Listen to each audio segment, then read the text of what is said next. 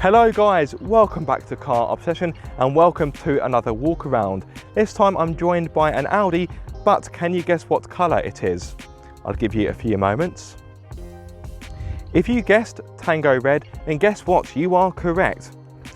For the benefit of my newer viewers, you may be wondering why I'm pointing this out.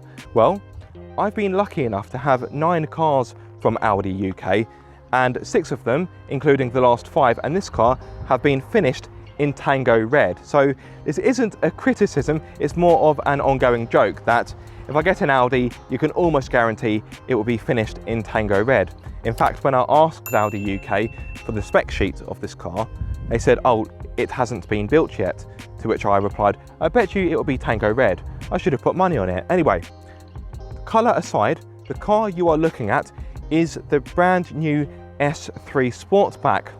As always, I will take you around the car, talk you through the specification and give you my first impressions. Regular viewers may remember that earlier this year I had the Audi A3 Saloon. Now of course this is the S3 Sportback, therefore it is a hatch and not a saloon.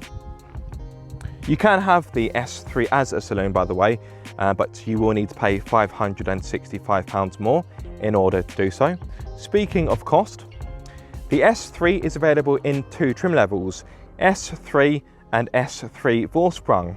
I have the former, although this car does have a few options which I will cover a little bit later.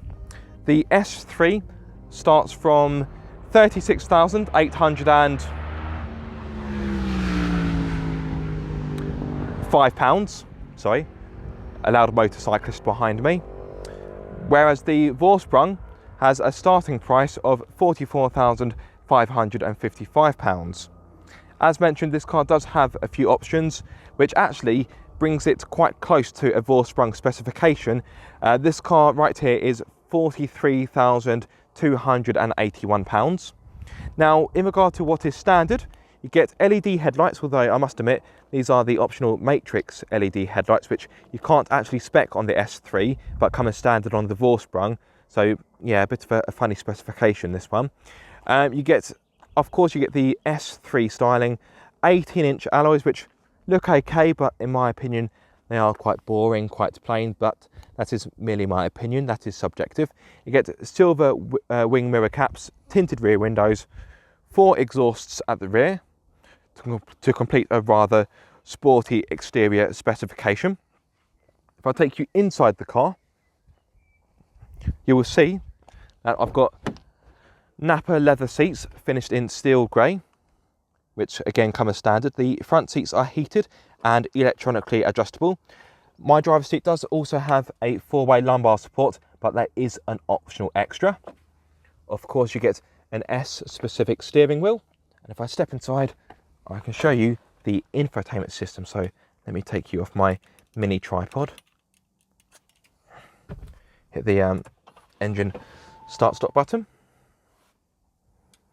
So as standard, I've got a 10.1-inch touchscreen with DAB radio, Bluetooth, navigation and smartphone connectivity. And I've also got a 10.1-inch virtual cockpit. If you go for the Vorsprung, this does get extended to 12.3 inches.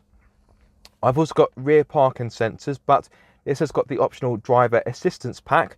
Therefore, I've got a reversing camera and also front parking sensor. So if I actually turn the engine on, pop it into reverse, you will see the camera, and I've also got front and rear parking sensors. I do also have park assist, but again, that is part of the optional driver assistance pack. Whilst I've got it in, actually, let me pop it into neutral. I can make sure it's in dynamic. I can give the car a few blips on the old throttle. There we go, dynamic. Oh, that'd be the wrong pedal.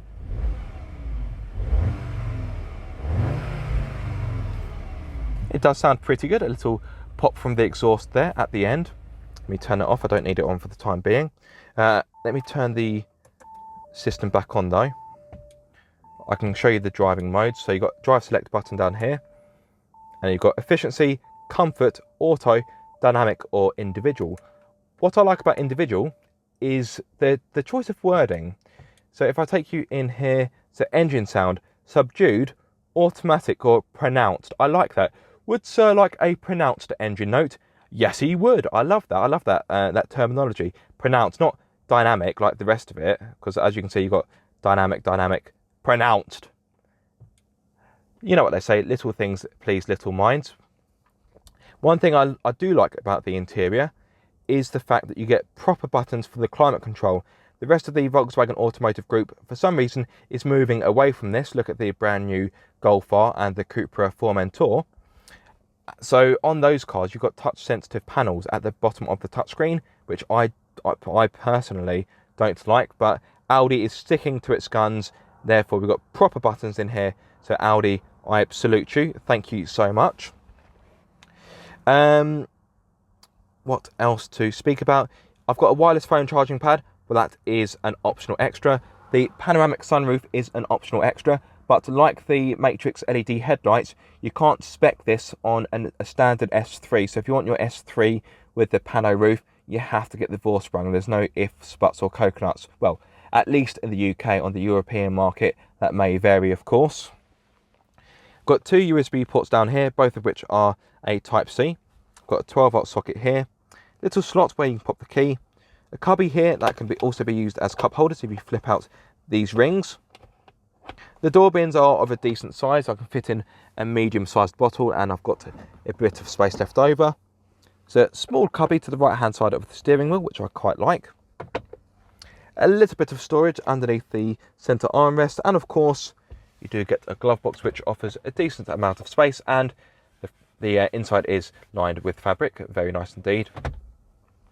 Getting a comfortable driving setup is easy because, as you would expect, the steering wheel adjusts for rake and reach like so. And as I believe I've mentioned, the driver's seat is electronically adjustable. In regards to the options on this car, I do need to work hard to remember them. So I've got the Bang & Olufsen sound system. I've got the driver assistance pack, wireless phone charging, the pano roof, the digital, the Matrix LED headlights. What else is optional? I've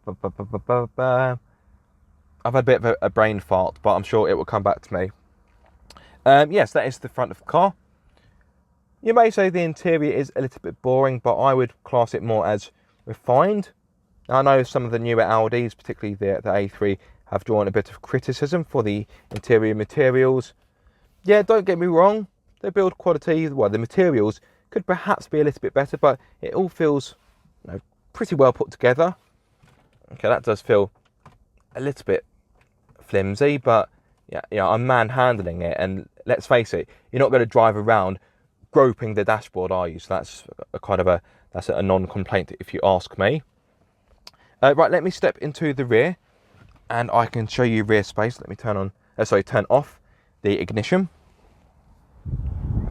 In regard to the Vorsprung, in regard to what you get as standard, so you get 19-inch alloys, gloss black styling instead of the chrome effect, the pano roof, keyless entry, power tailgate, the Matrix LED headlights, you get the Bang & Olufsen sound system, and you get the extended Audi virtual cockpit and the driver assistance pack. So the Vorsprung is a pretty good specification, but that is that's about £8,000 more. So you'd hope it was a decent specification, wouldn't you? Right, let me pop the car in park actually, because it's in neutral.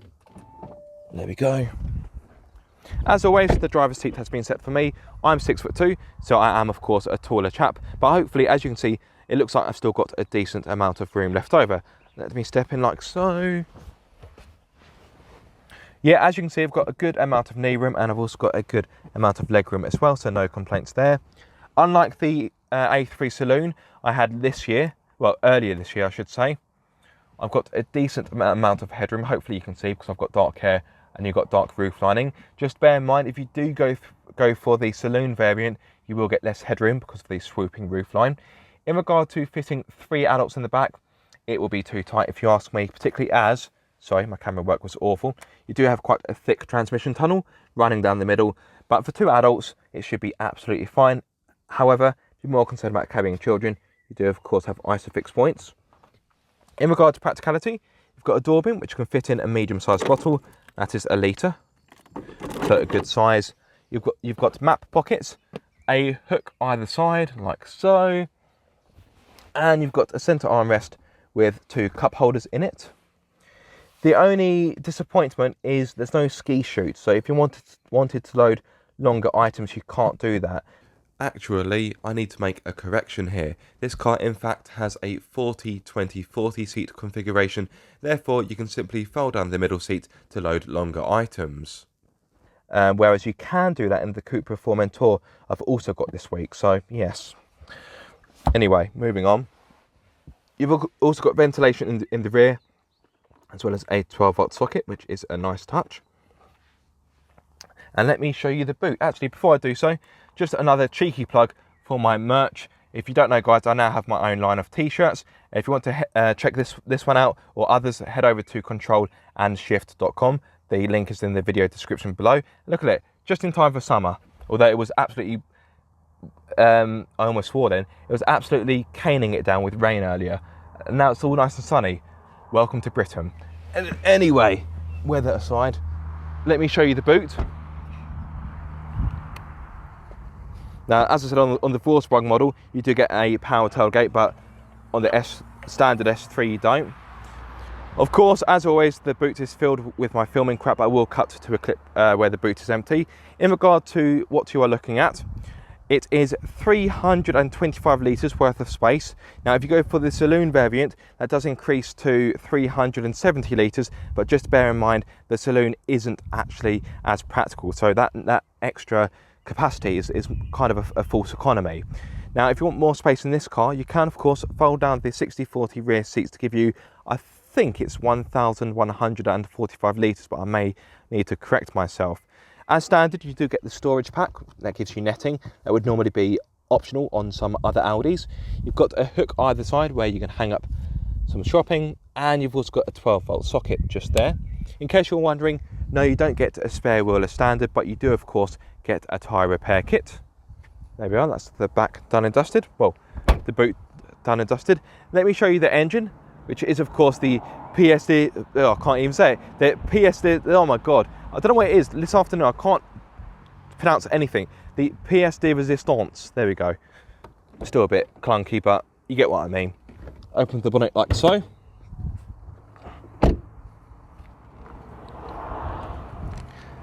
And I will show you the EA888 engine in all of its glory.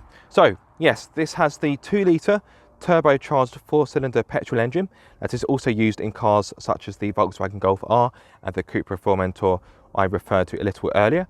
In this car, it produces 310 horsepower along with 400 newton meters. That's 295 pound-feet in case you prefer the old measurement. This power is fed to all 4 wheels using Audi's iconic Quattro system and a 7-speed S Tronic transmission. In regard to performance, this will hit 62 miles per hour in 4.8 seconds, and as you would expect, the top speed is limited to 155 miles per hour. In regards to fuel economy, if you're really that concerned in a car like this, on a combined run, Audi states you should be getting around 34 mpg, and in regard to CO2 emissions, this emits 183 grams per kilometre, meaning for the first year of VED, you will be required to pay £895. This is the only engine available for the Audi S3, and the 7-speed S Tronic is the only transmission you can have for the S3, and you can't have one without Quattro either, although I don't think you'd want to with this amount of power. Now, it is a little bit interesting that Audi sticks with a petrol for the S3, bearing in mind the S4 and the S6 now have diesels, but those are bigger cars. I suppose they're going to be more for cruising as opposed to a B-road blast like this car. So I suppose when you think about it like that, it makes perfect sense. But yes, there we go, the brand new Audi S3 Sportback. There will of course be a full review coming, a point of view video hopefully, and I'm doing a twin test with the Cupra Formentor as well. So if you aren't subscribed, then please be sure to do so. Give this video a thumbs up and click the bell for notifications for further videos. But yes, that's everything I've got to say about this car for the time being. As I've mentioned, there will be more content coming. I'd like to say a quick thank you to Audi UK for loaning me this car for the week. And I'd like to thank you guys for watching this video. I do hope you have enjoyed it or found it useful. If you're buying this car and some of what I've said has been helpful, then that can only be a good thing. If you have enjoyed the video, then be sure to like, comment and subscribe. If you are subscribed, don't forget to click the bell icon so you get notified every time I make a video. But until the next time guys, be sure to keep up the car obsession.